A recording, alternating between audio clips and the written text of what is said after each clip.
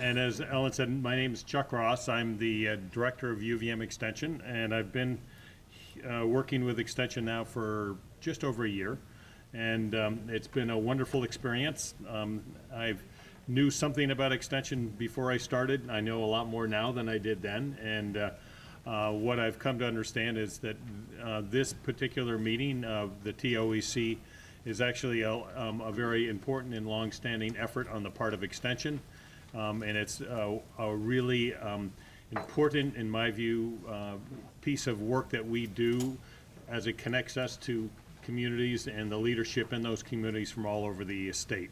And the work that you do, I am somewhat familiar with, as I worked at the municipal level now a number of years ago when I was on the Planning Commission for about 8 years, and on the Regional Planning Commission for about 8 years as well, representing the town of Heinsberg. And it was actually quite an interesting period of time, and that was the time when Heinsberg was the fastest growing community in the state of Vermont. So we had a very busy and active level of activity in Heinsberg, and I came to have an opportunity to work with many elements of the town of Heinsberg at the municipal level, and came to appreciate the hard work that is done at the municipal level, and which in many ways is one of the most important levels of government because it is closest to the people. So today we're here to have a panel conversation entitled Technology, Efficiency, and Collaboration, Innovations to Improve Municipal Practice. And but before we get started, I do want to make a special thanks to Ellen Rowe, who has organized this event today, and my other colleagues in Extension for putting it together, and many of the supporters and sponsors. If you get a chance to say thank you, please do. I get the easy job to just come up and make a few remarks and launch this. But I also want to say thank you to you for the work you do. As I mentioned in my comments just a minute ago about my experience in Heinsberg, I came to understand that the work you do really is what makes the community of Vermont happen. We are 251 towns, and more than that when you think of the GORs and so on and so forth. But at that municipal level, that is where we actually have the greatest contact and awareness and understanding of what it means to be a Vermonter, what it takes to make this state work, and you folks are in those trenches every day doing that work. My dad, who I learned a few things from over the years, who was a public servant for most of his adult career, said, in his view, the hardest job in government is working at the local level, because the decisions you make are decisions that affect your friends and your neighbors. And when you have to do that, it gets to be personal. And that can be difficult if the decision you have to make or the action you have to take may not be exactly what everybody in your community wants. So that I have always kind of stored in my head as an important fact and understanding for the work that all of you do.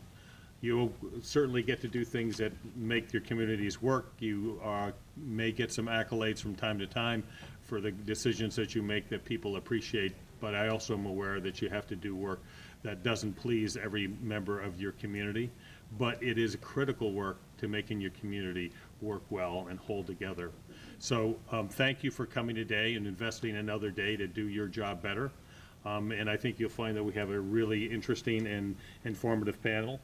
And I'll just introduce them quickly and say a little bit more about them before they speak.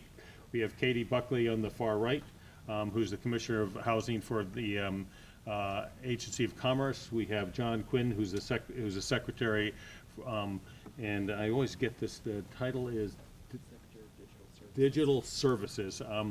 And then we have another secretary here, Jim Condos, Secretary of State. Jim, you may not realize this, but you just walked in the room and late, and as a consequence, you're going to be first up. So I hope you're ready to go. So I was told I was supposed to be here for 8:45. So. Well, in that case, you're just a minute or two early. In which case, we'll still make you go first. It's a pleasure to introduce Jim Condos, your Secretary of State, and been elected since 2010. He and I go way back. We both have an affinity for supporting UVM hockey, and I first watched Jim and his enthusiastic support for young hockey way back when he was had more hair, was a little bit lighter, like I was a little bit lighter, and let's just leave it that he was an enthusiastic supporter. So, but he went on to not only become our Secretary of State, he has served at the municipal level in South Burlington. He has been a state senator. He brings a real deep reservoir of experience that I think you'll appreciate and you'll hear from today. And he's also going to be holding his own meeting after this, which I'll remind you of at the end of this meeting. So, Jim, if you would be so kind to start us off, and if you are you ready? Sure. He says he's ready, so we're ready for you. Thanks, Jim. Thank you. You come on up here, and we'll.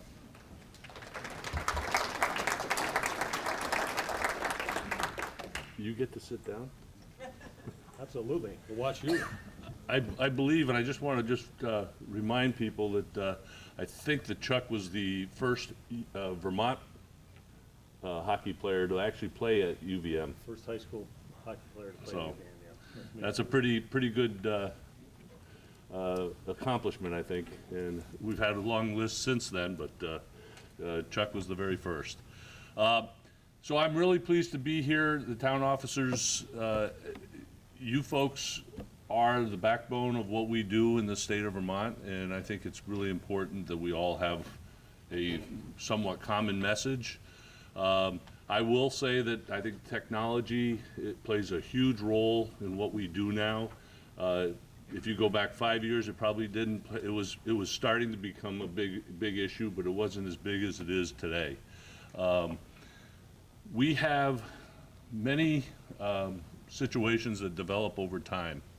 And I think when I first took office at the Secretary of State's office, first day I walked in, there was a stack this high of annual reports that were being filed in our corporations division. It was the annual report cycle, which is a 3-month period where all the corporations in the state file their annual reports. Each one of those pieces of paper had a check attached to it.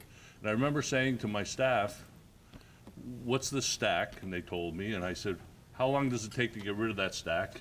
And they say, "Well, we have to hire temporaries to input this data into the computer, and it takes us 10 to 12 weeks." And I said, "How long before those checks are deposited?" And they said, 10 to 12 weeks. And I said, "Oh my God." So today, it's done almost instantaneous.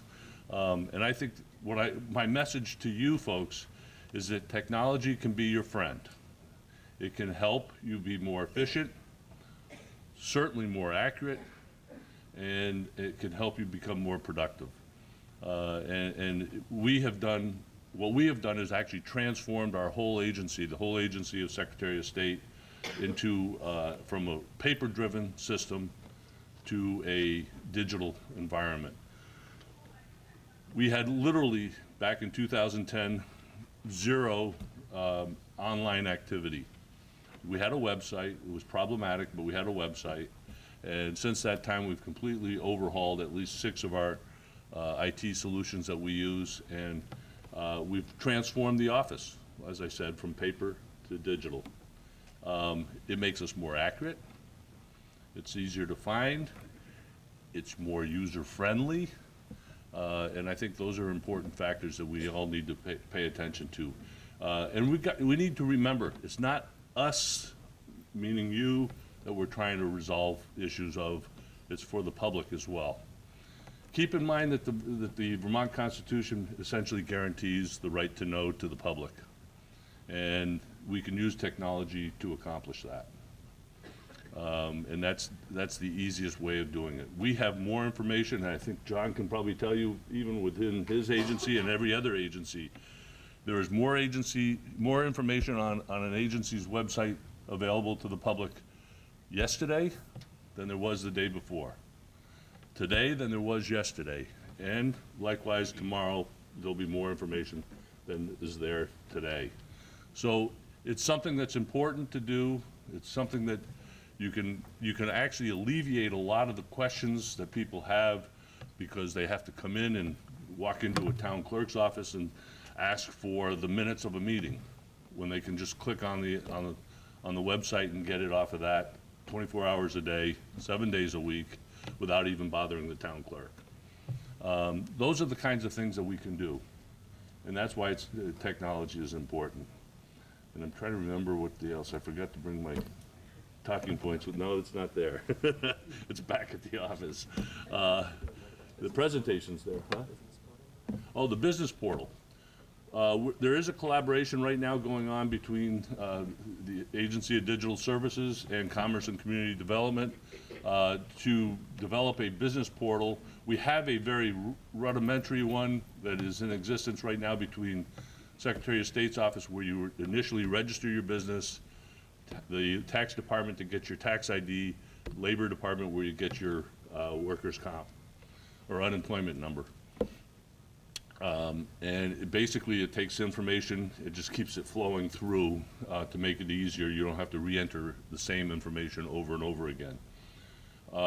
What we want to do is take that to the next level. There's a bill, S-85, that's going on in the legislature right now that we're working on, and the three agencies will be collaborating on to try to take it to that next level, actually even a higher level than that, because what we want to do is basically provide small business with a single sign-on to access anything in state government. Whether it's permits, taxes, whatever, you can make, it'll almost be like an Amazon approach where you can, as you decide to pay off your fees that you have to pay, or permit fees, taxes, whatever, you'll be able to total it all up, pay it once, and that'll be it. That's the plan, and that's what we're going to work on over the next year for the legislature to determine what it is exactly that we're going to look at. We know that there are a couple of other states that already do this, and you know, I'm a big believer in that, and I know John is as well from Digital Services. We have 50 states, and all 50 states do the same jobs over and over and over again. We don't have to redesign. We can just take something that someone else has already made possible and just kind of form fit it to what we do in Vermont, but it doesn't have to be a complete redesign from the ground up. And that's the approach that we're all taking. The business portal is something that 3 governors have tried to do for the last, over the last 20, 25 years. And it wasn't until we were actually doing our corporation system that our vendor said to us, hey, we could do this for you as part of this, because they were already rebuilding our corporation's database, and it was easy for them to just add this part in that we've got right now. But again, what we have now is basic. That'll get tossed to the side, and then the new one would be much more interactive and much easier to use. But these are the kinds of things that can help government. And government needs to pay attention, but needs to do it right. When we go out for an IT project, we actually spend anywhere from 8 to 14 months ahead of time, before the RFP is even issued, just trying to get the business do the business analysis and get the business requirements out of the way so we know what it is. We also go into it with our eyes wide open, and we aren't going to build what we already do. What we want to do is build a system that works. And that's why and if we have to change statutes, we will go to the legislature and ask them to change statutes. I'm a firm believer that statutes are not written in stone. And you know, we can go change those and correct what needs to be done before we start the actual process. If you do your homework right in the beginning, it makes the actually implementation much easier and much more a much better chance of success going down the road. I'm trying to think. I think I'll end there, and I think are we going to just do the 3 of us and then and then questions? Yep. Yep. All right. Thank you.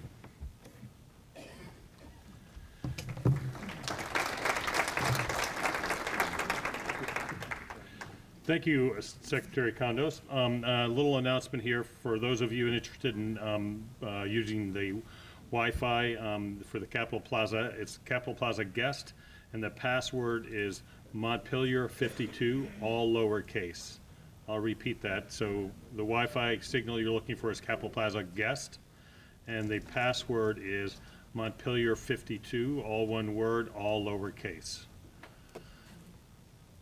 So the next individual is the Secretary of the Agency of Digital Services, and I can never remember that because it's actually relatively new. It's a part of government that that Governor Scott has created and asked our next speaker, John Quinn, to be the secretary of that. And I would submit to you that it's a demonstration of the importance of the digital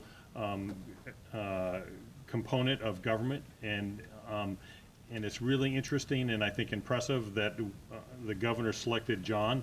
And I've gotten to know John just a little bit because this is the second time we've been together on stage. And what I heard him say the first time was this is a gentleman who started on the helpline, answering the calls that we all make because we get frustrated or don't know what we're doing on some digital component with which we work. And John started there, and he's climbed up through state government since 2001 and is now the secretary of the agency that is focused on this kind of work. That's the kind of experience that is, in my view, wonderful to have in somebody who's leading an agency. He also is engaged at the local level in his town in Northfield. He's a member of our community. He's a graduate of Johnson State College, and he's got a lot of training in what he's been doing, not only educational training, but that practical training of doing a lot of different jobs at a lot of different levels of government. So it's a real pleasure for me to introduce John, and I think you will discover that he is well informed and the kind of person we need to lead the Agency of Digital Services. John?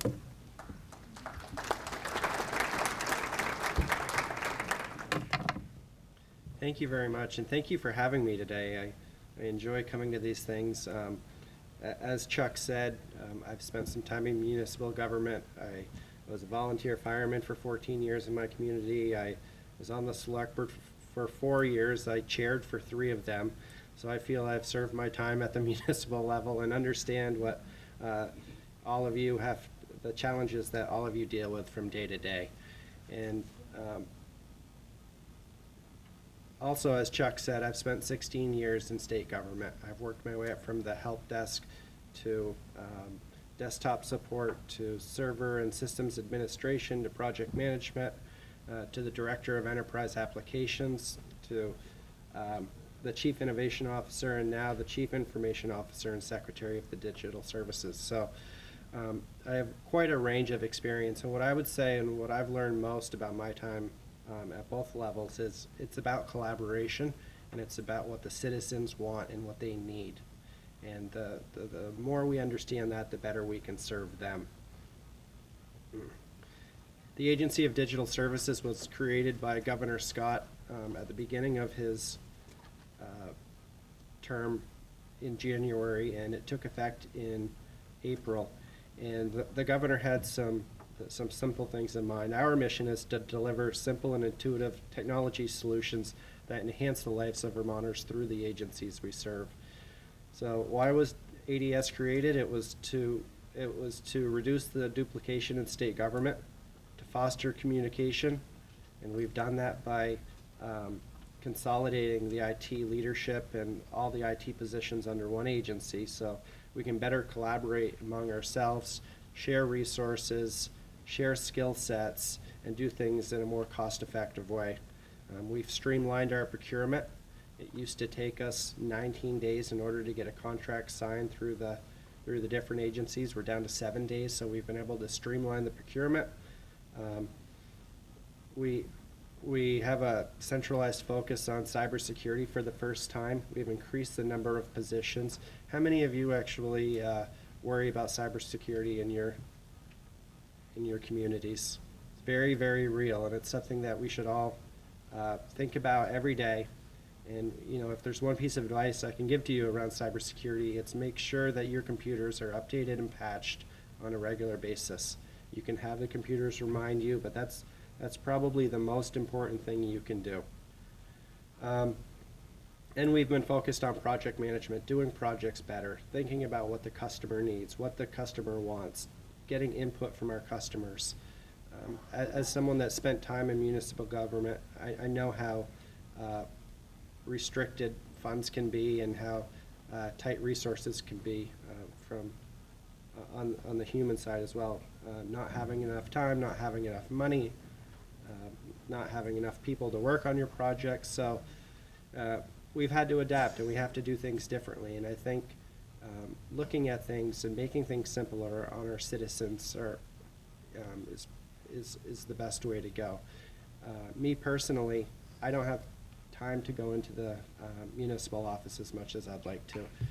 Ideally, I would love to go in and talk with my town clerk and, have a conversation about what I need, but being able to have a application online or a service online and being able to do things remotely and pay my bills online is something that, I want as a taxpayer and something I want as a community member. And things like Front Porch Forum have helped foster communication among the community, but those are the types of things that we need to look at as government for our citizens.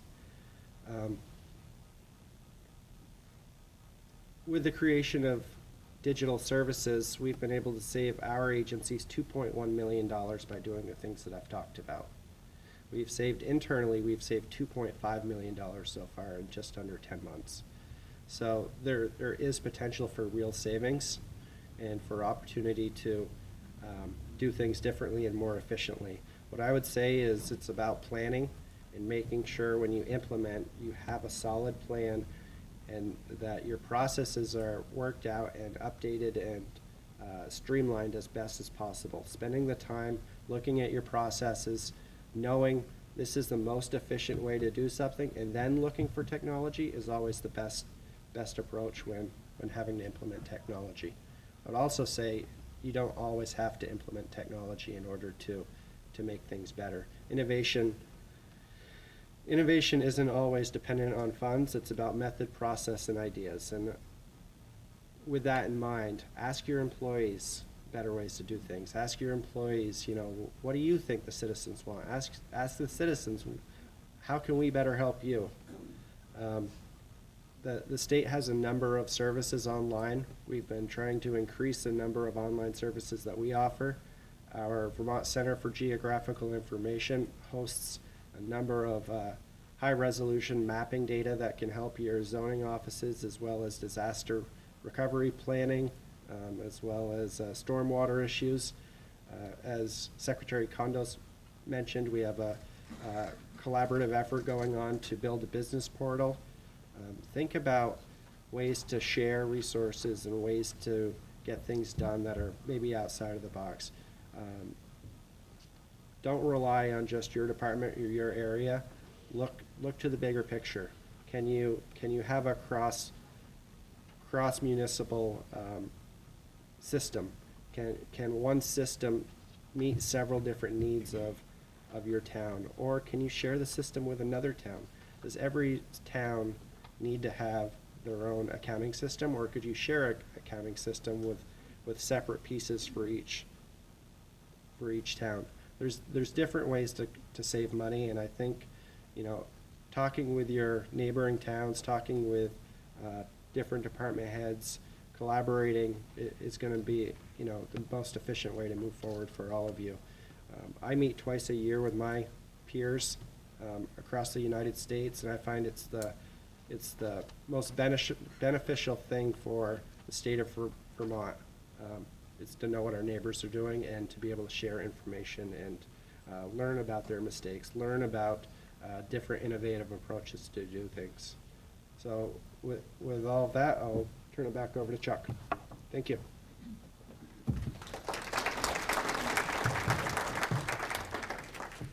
Thank you, John. Really appreciate your leadership at the agency level and stepping up and bringing that deep experience that you have at the municipal level as well as at state level.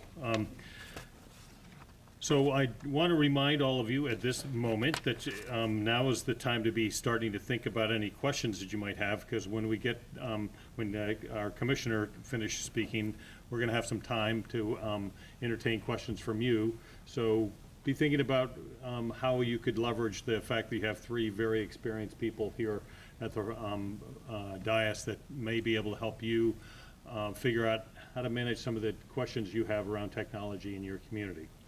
So next up is Katie Buckley, who's the Commissioner of Housing and Community Development. She's another really rich panelist in terms of the experience she has. She's worked at the local and regional levels, passionate advocate for downtowns and village centers. She's been a town administrator from Guilford, where she lives.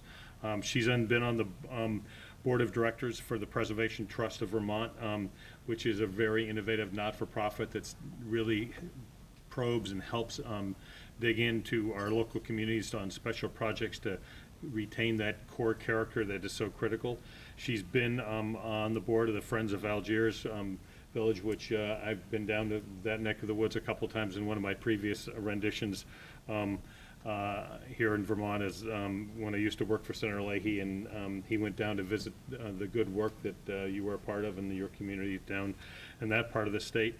And she's been a commissioner for the Wyndham Regional Planning Commission. So she has an enormously wonderful background that I think will grounds her in her experience and in her leadership role for the state as the Commissioner of Housing and Community Development. So Katie, come on up, and I'm anxious to hear what you have to say. Thanks, Chuck. I appreciate that intro. Gosh. As Chuck mentioned, I come from the trenches. I'm very used to sitting in the seats that you all are sitting in. In fact, this is only the second time I've stood on a stage in this room, and the other time was presenting on a panel to talk about embezzlement, because we had an $84,000 embezzlement in our community. So I'm honored to be on this side of it today, and I'm going to end up echoing the exact same message that these two gentlemen before me have. And really, I work for the Agency of Commerce and Community Development, and all the work that we do really honors and tries to meet the governor's 3 priorities of growing the economy, making Vermont more affordable, and protecting the most vulnerable. Our priorities in our agency are, sorry, I'm just going to drop that just a little bit, to tell the Vermont story, grow our workforce, grow our housing supply, reinvest in our existing housing supply, and support vibrant regional economies, and foster business growth and recruitment. And since we're one of the smallest agencies in state government, we really rely on technology and, more importantly, efficiency and collaboration to get our work done. One of the things we've done, whoa, there's a hole in the floor and I have heels on. Sorry about that. One of the things we've done over the course of the last year is create a new website. I'm sure many of you visit vermont.gov on a regular basis. I know I used to be a frequent flyer on that website, and it's a state website. So in trying to recruit people and bring them to Vermont and bring companies to Vermont and employers to Vermont, we created a new website and a portal to help people do that. It's called thinkvermont.com. So I know everybody got the Wi-Fi password here, so I wouldn't be offended if you all looked at your phones and typed in Think Vermont, spell out Vermont, all of it, .com, and you can see a really great example of what a state website can look like. It's a fantastic portal. It has a site locator on it loaded with data that if you wanted to learn about the profile of your community, great statistics there. If you wanted to find out what businesses are in your area, it's all on there. So it's a work in progress, but I really recommend that you look at that and you use that in your communities as you're hoping to bring people to your towns. Not nearly as fashionable, but functional is IntelliGrants. I'm sure a lot of people in this room know what IntelliGrants is. It's the state's online grants management system, and we're looking to put more of our programs and our grants onto IntelliGrants so that when you're out there in municipalities and you're trying to manage your funding, that every program has a different one and you have to learn all of the different programs and what the requirements are, where if you only had to learn IntelliGrants, you would be able to cross over between different agencies and different funding sources and not have to learn everybody else's process. There'd be one. So we're looking to do that, at least in our agency with our programs. In terms of the work that we do a lot of oversight of money. So our monitoring, we're trying to do more desk monitoring. So that's having you folks, instead of dragging out all your paper files, We're hoping that you have your files digitally and that you are able to just upload them or send them on a thumb drive so that we can do a desk monitoring versus coming out to your towns and taking your time, your staff, your energy, and looking at all your paper. Just kind of buzz through this. And Secretary Kondos mentioned changing legislation. That's another thing that we're trying to do. We look to all of you for feedback on that. I'll give you an example of some housekeeping that we're doing this session and hope to get through, is that we're changing, asking to change for the submission of town plans and bylaws, that you don't have to send them snail mail with paper anymore, as the statute requires. So we're looking to change the statute that will allow everybody to submit them electronically if they want to. So really small, but kind of a help. Every penny in that town budget, I remember well, even if it's just for postage, helps. We're also changing the renewal cycle for our designation programs. Some are 5 years, some are, we're having everything go to an 8-year cycle to match that cycle with town plans, so it'll be a little bit more efficient for towns to consider that. We're having a lot of cross-agency conversations. I'm sure many of you feel that there's a lot of silos in state government, and that if one agency would just talk to another agency, this could all become so much simpler. So we recognize that, and we're having conversations about that to try and help solve some local problems. An example of that I can give you is that we're working very collaboratively with the Agency of Natural Resources to try and help small towns in Vermont come up with solutions for small rural wastewater issues. So that's really a conversation between Agency of Commerce and Agency of Natural Resources. And while we've both been operating in our silos, recognizing that it's an issue that needs to be addressed, we're coming together to come up with a plan so that towns can actually implement, rather than just think and plan and not implement. Internally, some of the things that we're doing is we're allowing more telecommuting. We recognize that your office can be anywhere nowadays as long as you have an internet connection, and that's something that can be entertained even with some staff in town. In municipalities, it's something that's working very well for us. We're also using Skype for Business to minimize our travel for meetings. It cuts down on time and money. And we recognize that for local budgets, it's really hard, and we really value and appreciate all the work that you do, because everything that we do in state government really only becomes meaningful when the rubber meets the road, and that's what you do out there every day. So we're extremely grateful for all that you do, and that's kind of what I have for today, so thank you.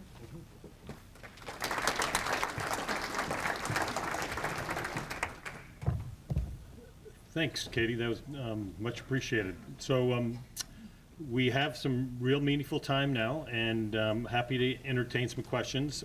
What I'll do is I'll take your question. If you can't project, I'll speak it back to the audience so everybody can hear it, and then I'll see if we can pass this mic around so you can hear the answers. So we have a question right here. Yes, ma'am. In my real life, I am a historian and an archivist. This is not so much a question as a plea. As you're turning all of this paper, which tends to live very well in the dark, into electrons, remember the archives. You have an excellent staff at the State Archives.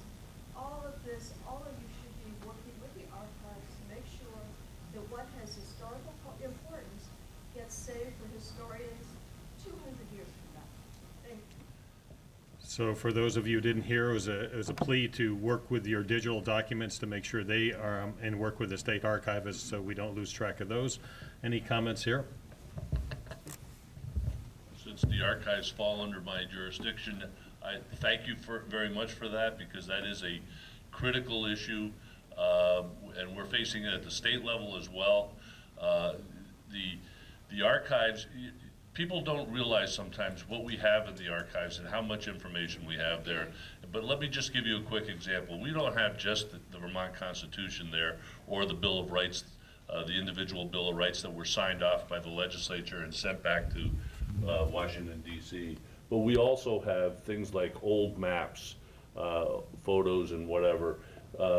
Right after Irene hit the state of Vermont, the Agency of Natural Resources and the Transportation Agency were both parked in our offices, pulling out all those old maps so they could find out where the roads used to be, where the bridges used to be, so they would know how to rebuild and where to rebuild, and how to rechannel those streams and rivers again.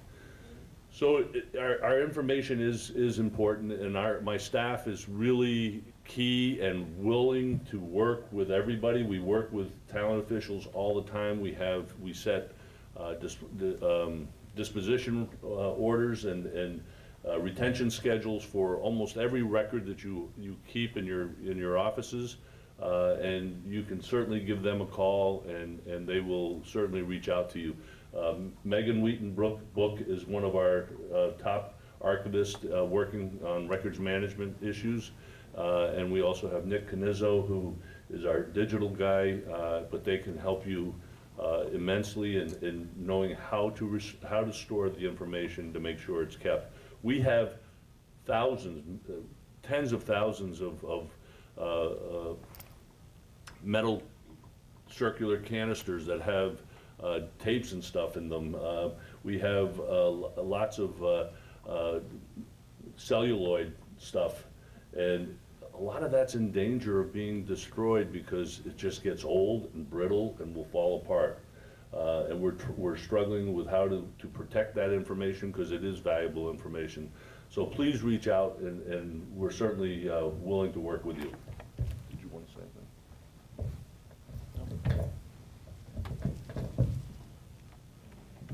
They didn't give you a long cord. We'll manage. Yes, ma'am. And, So towns are instrumentality of the state, and as your state government is talking of collaborating on making life easier for citizens, I would ask that you also have the discussion with state government on bringing more high-speed internet to towns, because it's really becoming hard, because you're asking us to do everything electronically, and we don't have that ability.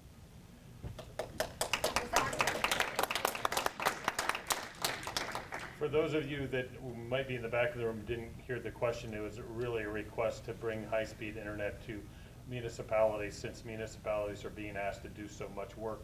And so there was a request for, I think, the one, two, or the three of you to enunciate such a plea at the state level. Comments? And Jim, if everyone could move down one seat, we'll all be closer to the mic. You need to stand. And I'll stand over your shoulder and watch everything you do, Jim. I feel like you want to You jump just right on that. So the Agency of Digital Services has been working with the Department of Public Service and looking at new technologies on how we can meet the needs of the towns and the citizens of Vermont to bring high-speed internet to the towns.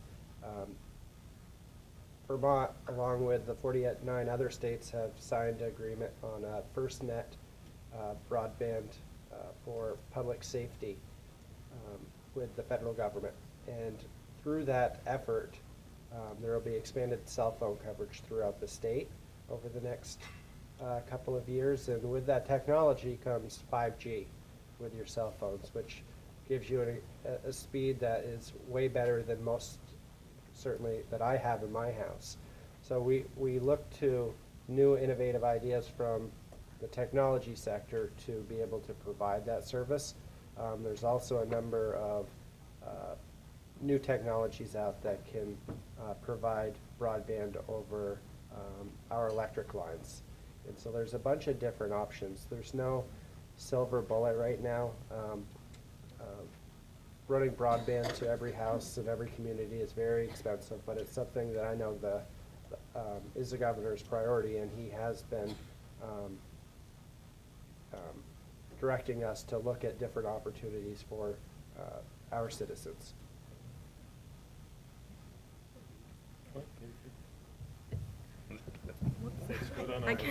We'll just get close here.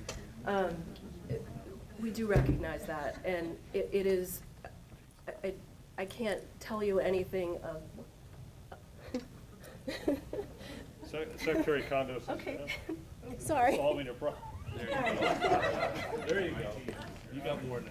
Don't ever wear heels on the stage, everybody. You can see It's a bad Secretary idea. Condos is a fix-it man. Could you have a seat, Secretary? I will. Okay. Are we all sitting back down? You all can sit back down. Okay. We have a long Sorry about report. that. This room has You pretty were good. looking for technology solutions, you just saw one happen. All right.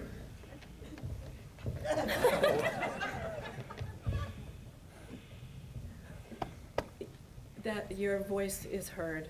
I wish as John said, I wish there was a silver bullet.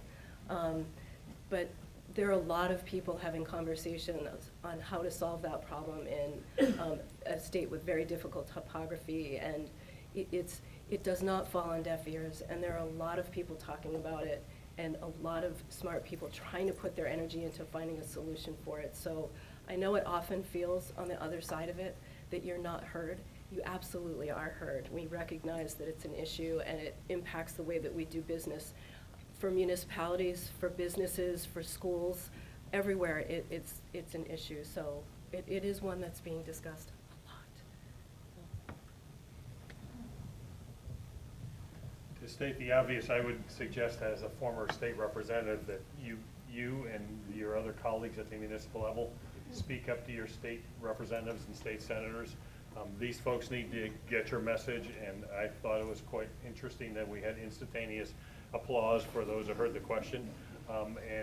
My suspicion is that the more you speak up to not only your leaders at the in the executive branch and statewide offices, but your state and representatives and senators, that'll be helpful. Yes, sir, in the middle. Yeah, Dave Southwood from the city of St. Albans. From your experience and conversations around the state, as we get ready to roll out some of our citizen-facing portals, what would be some of the top 3 bits of information that citizens are looking inward for? So what are the top 3 pieces of information citizens are looking inward for?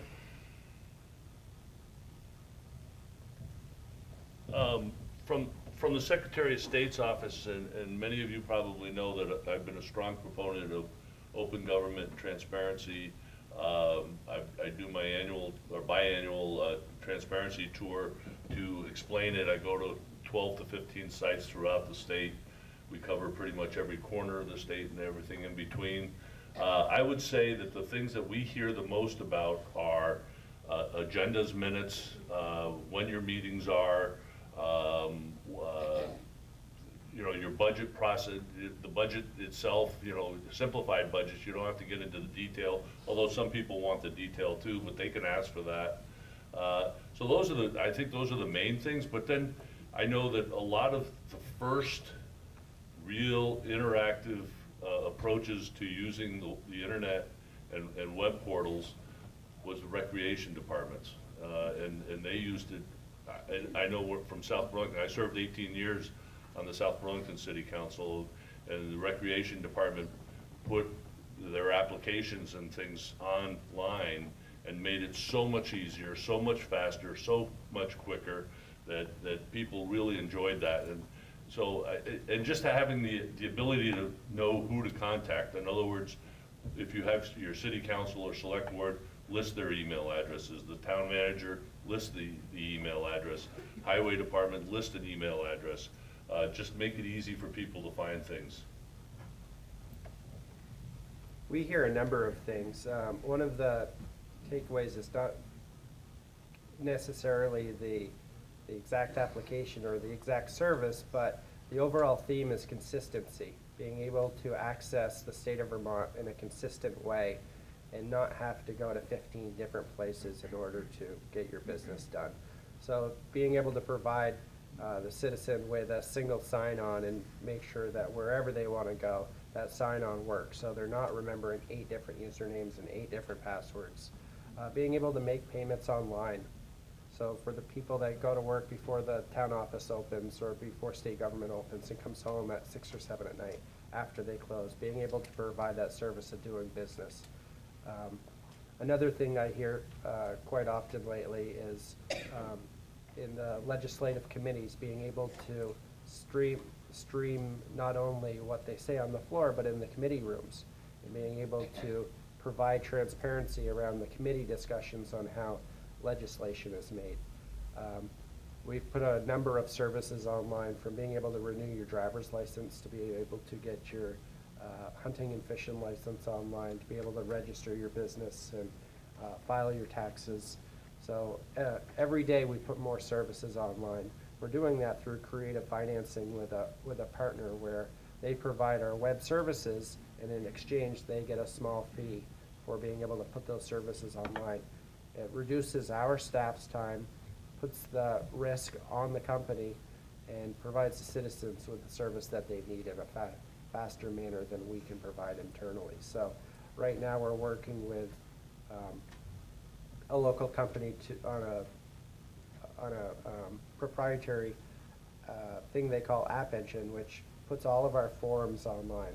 We're choosing the forms, so whether it's a permit or an application where you would have to mail it in, print it off, fill it out by hand, mail it in, they're turning around and putting those online for us into digital forms that you can fill out and submit without having to go through all that extra work. The company's also coming up with a program where if municipalities and state government both want to use the program, you can not only get your driver's license and get your hunting and fishing license, but you can also pay your taxes online. So we're trying to open the contract to let municipal government use it as well, so we can provide a more consistent way for citizens to be able to do business and interact with the state. As you're considering the public's portal, you might, and you probably already have, engaged the public in what they want. So as you're considering new tools that the public is going to be using, that whether that comes in the form of creating a citizen advisory group, or you have a series of public forums to engage them and gather their feedback, they'll give you the best information on how you want to craft that, so that when you do launch something, if they're not involved in, to minimize the level of criticism and the amount of work that you might have to go back and redo. And in the end, it really is theirs. They own it, the public owns it, so they might as well be a part of the process as well. Someone in that corner that's been kind of waiting their turn. Yes, ma'am. Hi, Denise Wheeler, Town of Callis. I appreciate everything you all have done and are doing, but I would ask you, when you're looking to improve technology and make it easier for the citizens, that you think about the staff. Our town has 2 staff people. So when you implement new technology that we then have to implement on our end, for instance, dog licensing has 19 different steps that you have to input into the computer to do a dog license. It takes forever. You mess up one step, you gotta start all over again. The town office is busy enough, and when you implement new things that we have to do, there's no money to buy additional equipment, there's no money to hire a company to help us with security. So every time that something comes down from the state, it feels like, and I've been doing this for a while in Callis, that you want us to do more. We don't have any money to hire additional staff. We don't have money to hire big firms. So like one size doesn't fit all. What South Burlington can do, Callis can't necessarily do that, because we don't have the staff, we don't have the money, and we can't afford the technology that you all want us to do. It's all great ideas, and in the end, it would probably make everybody's life easier. But when it takes 19 steps to register a dog license, that's not better, that's worse. So for those of you in the back, we just had a very interesting question, number of questions actually, which was when the state implements new requirements or new technology, think about the staff at the municipal level and the training they may need, the resources they may need to deploy that new technology, those new systems. Using a dog license as an example, 19 steps to register a dog. You get the first step or the 5th step wrong, then you got to start over again. And so this whole, all good ideas, in concept, but in terms of implementing at the local level, it can be challenging, and not all municipalities are created the same. Differences between Calais and South Burlington in terms of their ability to resource and staff and implement things. So comments there. I hear you and I understand what you're saying, and I just want to speak from our standpoint. Of course, dog license is not under us, and in fact, nobody here. I would say, you know, I'm not, no, I think it's either ag or is it ag? Or health department. But in any case, I think what is important is you're absolutely right, training is important. And I can speak, and some of you are town clerks, and I know that when we were implementing our new elections management system, we bought 50 laptops and we made, I don't remember how many, I think we had 8 training sessions with clerks around the state and actually had hands-on training so that they would use that laptop and actually experience how it was working.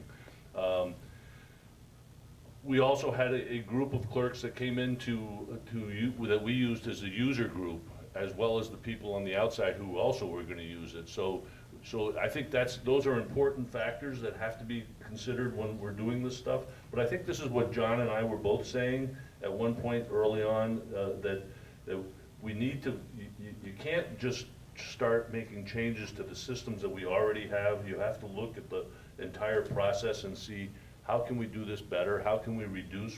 What do we really need?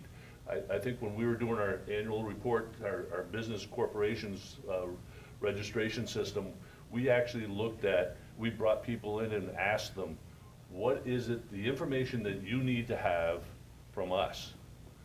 And then we looked at the information we were collecting, and my response was, if we are collecting information we don't need, then let's get rid of it. But if we aren't collecting the stuff that we do need, let's start adding that. So that's the process that has to happen before, as John said, before you actually go out for your RFP. And I think that's the important part, is proper planning and business analysis and training. Well, and money to do the training and time to send the staff, because if you have 2 staff, Comment, need the money, and you also need the time to allow the staff to go get the training if you got the money to pay for the training.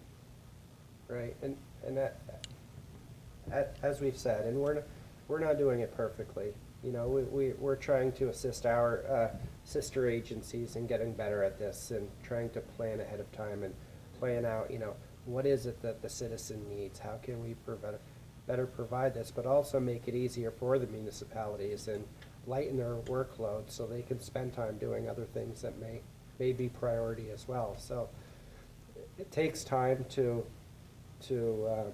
train everyone to think like that, and to develop that skill set of, you know, how can we make this not only easier on the citizens, but also the municipalities that have to do this work on the front end.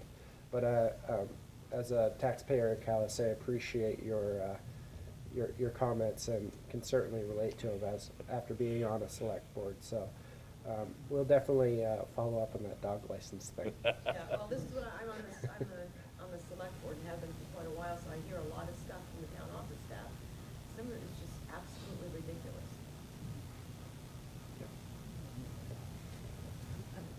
I remember it well. Yes, sir. George Putnam, Town of Cambridge. If you look at the website addresses for the towns across Vermont, you can use every conceivable pop-up domain. In the town of Cambridge, we use .org, which I think Chuck is the same as Heinsberg. Katie, I think Guilford uses .net. John, I think Northfield uses .gov, which I approve of. I know there's some towns out there that use .com, which I don't think makes any sense at all. South Burlington, I believe, recently changed from .com to .gov. If we were to want to make a change in Cambridge from .org to .gov, is there a place in state government that we can go to for some advice and some help on that? So the question is, if a municipality wants to change their domain, is there a place in state government they can go to get some help? We do have some instruction online on digitalservices.vermont.gov, and we have a director of web development, Harry Bell, who would be able to assist you with that to make sure that the steps are completed correctly. And keep in mind, it was only in recent years that they've actually opened up those domain signatures, the .com, .gov, whatever. Those have just recently really opened up and are starting to be used.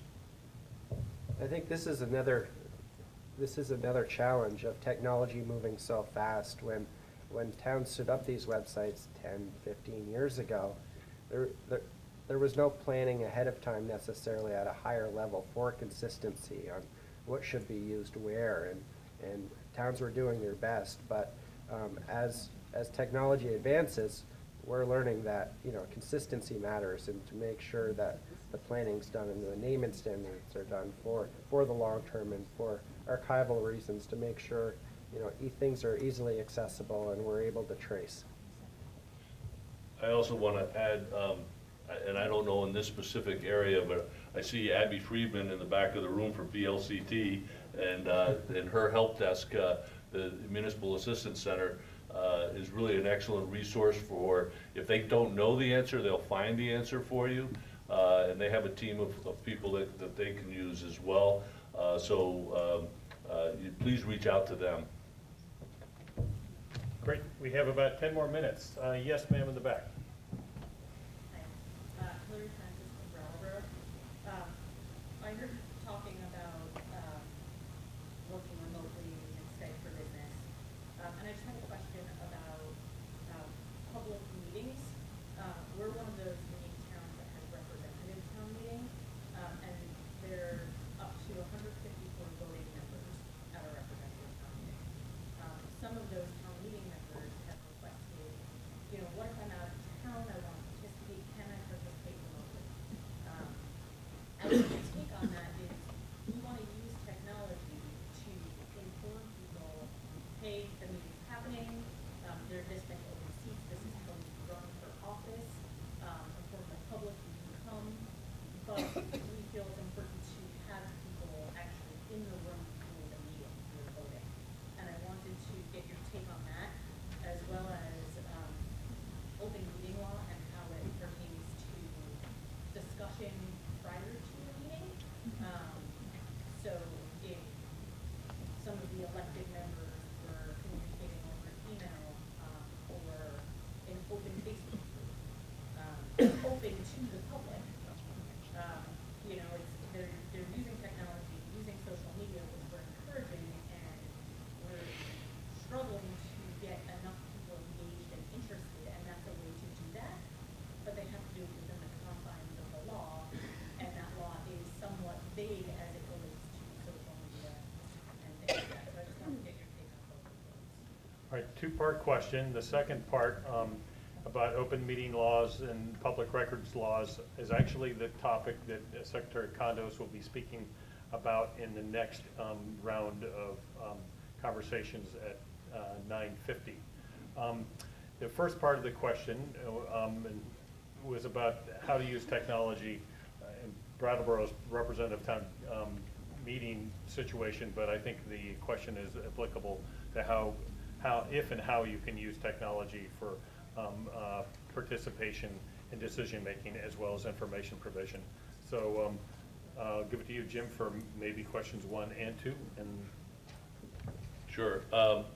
So the legislature has recognized it, and the first thing I want to say is government has a tough time, and I think John has said this too.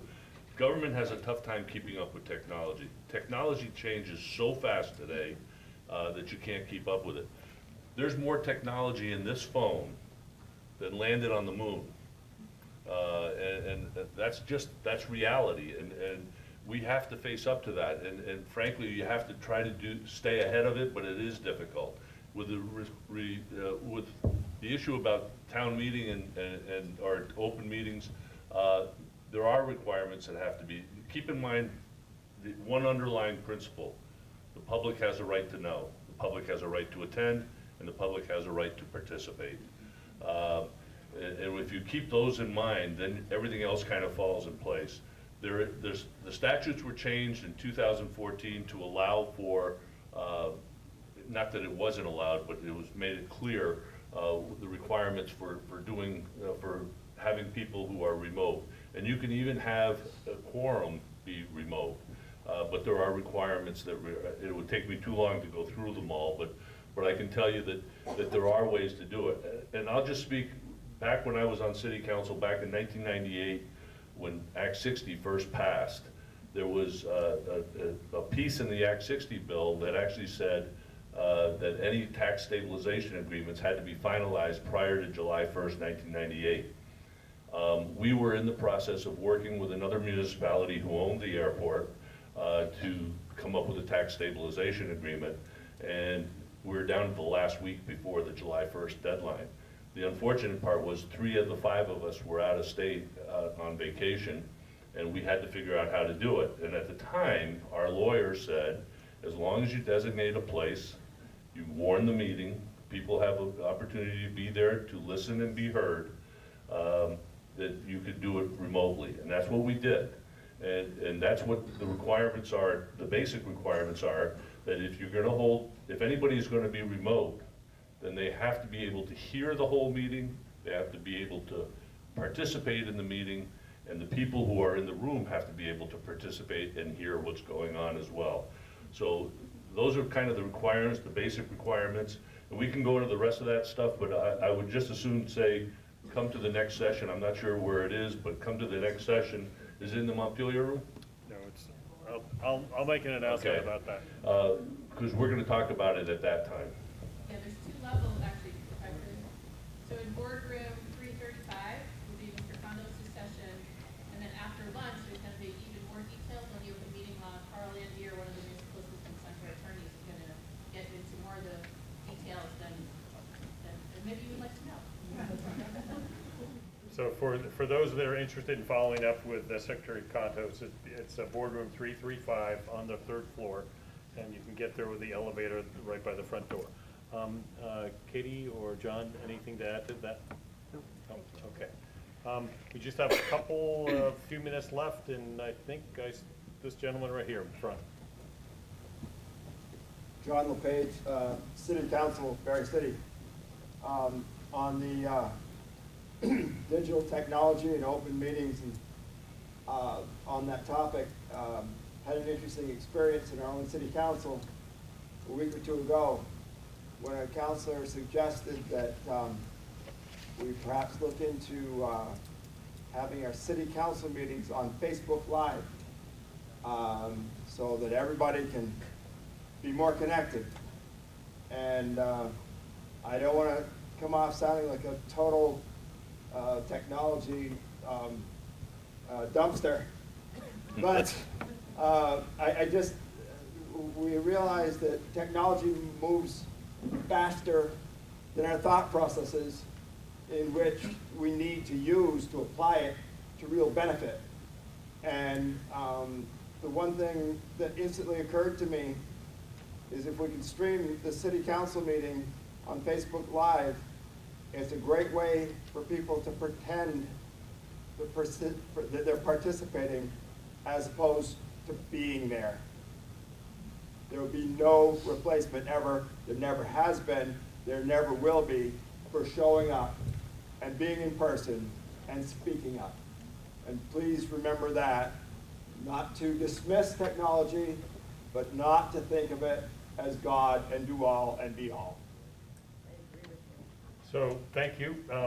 I think we had a comment that would probably generate some comments about the difference between trying to use Facebook Live for city council meetings as a way of participation versus showing up in person. And John, looked like you might have a reaction. Yeah. So point well taken. I would love to go to more select board meetings. I'm not joking. Because I like to stay informed. I read the minutes. And Northfield had recently went through this, and they did put their meetings on Facebook Live. And it's increased from 3 or 4 people going to the average select board meeting to 50 to 60 to 70 people watching the meeting. So it raises the amount of transparency in government, which I think is great. And it provides the additional opportunity for citizens to interact and to be able to see what's going on and provide comments. Then the select board can read if they wish. But it's not a either or. I think it's to supplement for the people that can't go. And you can watch Facebook Live later. You know, I watch it, you know, when I get home at night and say, oh, well, what the heck are they doing now?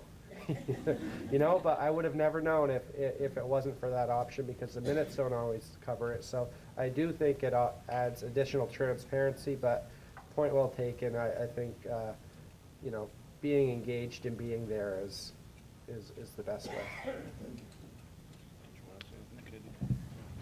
No, I was going to echo the same sentiments that John just said, that being in person is the very best way, but we are facing a society who more and more is going to virtual participation as acceptable. And if we want to embrace younger people coming to the state, and we want to engage them, and we want them to participate in public process, that we have to have all platforms available for all people. And just, I know particularly in my community, for somebody to come out to a meeting at night, if you're a single parent and you have kids, what are you going to do with your children if you want to be able to be engaged in your public participation? You can't really do that. So to have those platforms available for people to participate is incredibly important. And I don't dispute that at the end of the day, the very best way is to be in person and speak up that way, but you have to provide it for everybody. And so that was a little bit of my own personal opinion, less than my state perspective there. And I just want to add, this is much the same debate we had when community access TV started appearing in select board meetings. I remember we were debating it back in 1990, and some of the city councils said, oh my God, they're going to be there and they're going to watch us? You know, this. And that's kind of the same situation that we're starting to see now, but instead with Facebook Live or with people just taking videos. Everybody, you know, with this phone right now, you can take a video of a meeting, you can tape a meeting. So it's something I think that, you know, again, it's technology, we have to embrace it. We need to remember it's not for us older guys and men and women who are going to be around, but we have to embrace the younger folks. And I think what's been happening the last few weeks, last month or so, with the young folks who are starting to get engaged in what's going on around them, it's just been fantastic. All right, I'd like to thank the panel members, because we are at 9:40, right on time. So let's have a round of applause.